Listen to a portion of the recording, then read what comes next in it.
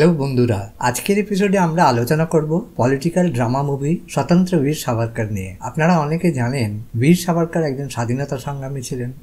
ভারতীয় স্বাধীনতা সংগ্রামে তার নাম ঘুরে ফিরে আসে। সিনেমার ট্যাগলাইনটা কিন্তু বেশ প্রাসঙ্গিক, হু কিল্ড হিজ স্টোরি। নেতাজি থেকে আরম্ভ করে রাসবিহারী, মাস্টারদা সূর্য সেন, এদের সম্বন্ধেও এই ট্যাগলাইনটা যেন বেশ প্রাসঙ্গিক।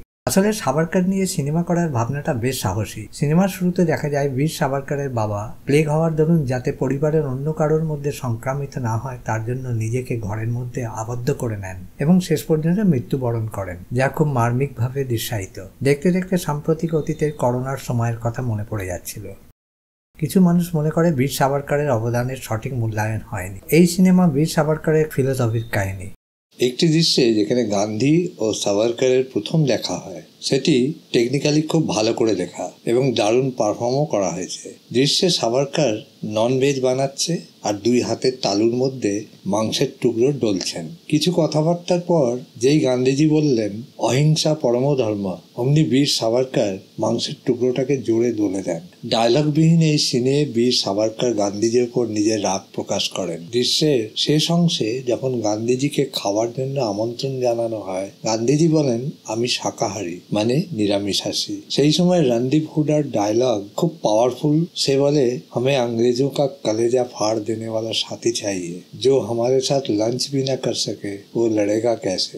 বীর সাভারকরের স্বপ্ন ছিল আনডিভাইডেড ভারত এবং জাতপাতহীন এক সমাজ। চলুন এই সিনেমা নিয়ে কাটাছেড়া করা যাক। কাহিনী ও চিত্রনাট্য উৎকর্ষ নেতানির, যা ঠিকঠাক।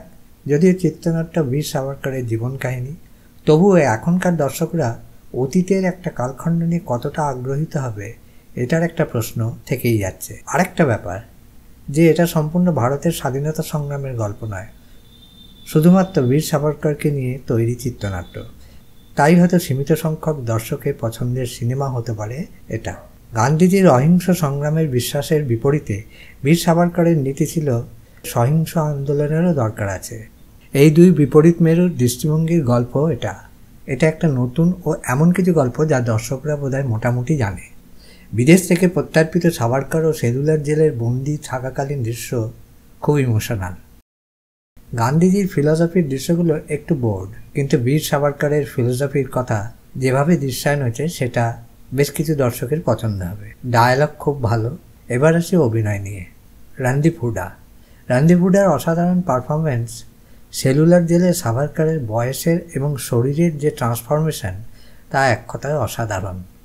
সরবজিতের পর রণদীপ হুডার আরেকটা মাস্টারপিস।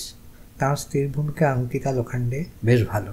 অমিত সিয়াল বাবা রাওয়ের ভূমিকায় অসাধারণ। রাজেশ খেড়া গান্ধীজির ভূমিকায় নিজের অভিনয়ে দক্ষতা দেখিয়েছেন। বাকি অভিনেতারাও এক কথায় খুব ভালো। এবারে আসা যাক নির্দেশনার কথায়। নির্দেশনার দায়িত্ব রণদীপ হুডা নিজের কাঁধেই রেখেছেন। ম্যাচিওর নির্দেশনা, কিন্তু সিনেমাটা একটু লম্বা করে ফেলেছেন, যার জন্য মাঝে মাঝে একটু বোর্ড ফিল হচ্ছে। মিউজিক ও গান ঠিকঠাক, বিশেষ করে অরবিন্দ কৃষ্ণার সিনেমাটোগ্রাফি খুব সুন্দর।